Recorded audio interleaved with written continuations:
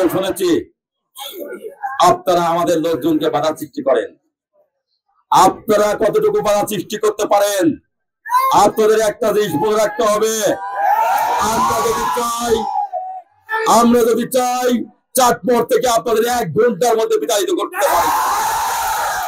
আমাদের বাধ্য করবেন না বহিরাগত কোন লোককে আমরা আশ্রয় প্রশ্রয় না দিয়ে বিতাড়িত করে যাবো 1 ঘন্টার মধ্যে। আপনার তীরের মানুষ আপনাদের ধিক্কার জানিয়েছে, আপনার লাল কার্ড দেখিয়েছে। বেশি বড়াই করবেন না।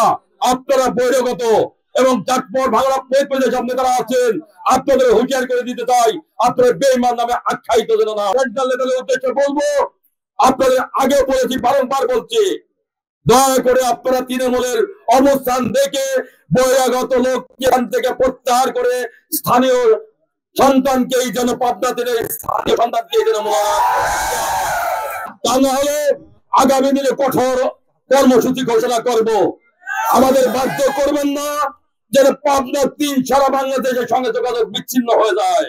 আজকেও আমার বিভিন্ন ইউনিয়নে, ফুলজানা ইউনিয়নে আপনারা আমার প্রোগ্রামে আমাদের প্রোগ্রামে আসার জন্য বাধা সৃষ্টি করেছেন। আপনাদের হুঁশিয়ার করলাম, আপনারা ওই চাটমোহরের মাটিতে থাকতে চান, ভদ্রভাবে থাকতে চান, ভদ্রভাবে থাকেন। আগামী দিনে কেউ দাঁত ভাঙা জবাব দিতে বাধ্য হবো। আমাদের বাধ্য করবেন না।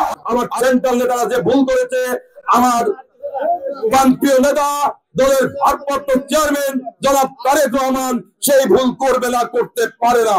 আবারও তৃণমূলের মাঠ জরিপ করে মাঠ নির্ণয় করবে। তাহলে আমি আগেও বলেছি যে আপনাদের ধানের শীষের বর্তমান বহিরাগত ক্যান্ডিডেট জামাতের কাছে হেরে যাবে।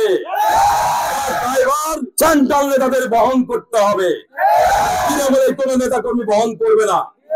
তা যদি না করেন, যদি প্রত্যাহার না করেন, তাহলে বাধ্য আমরা স্বতন্ত্র ক্যান্ডিডেট হিসাবে দাঁড়াতে।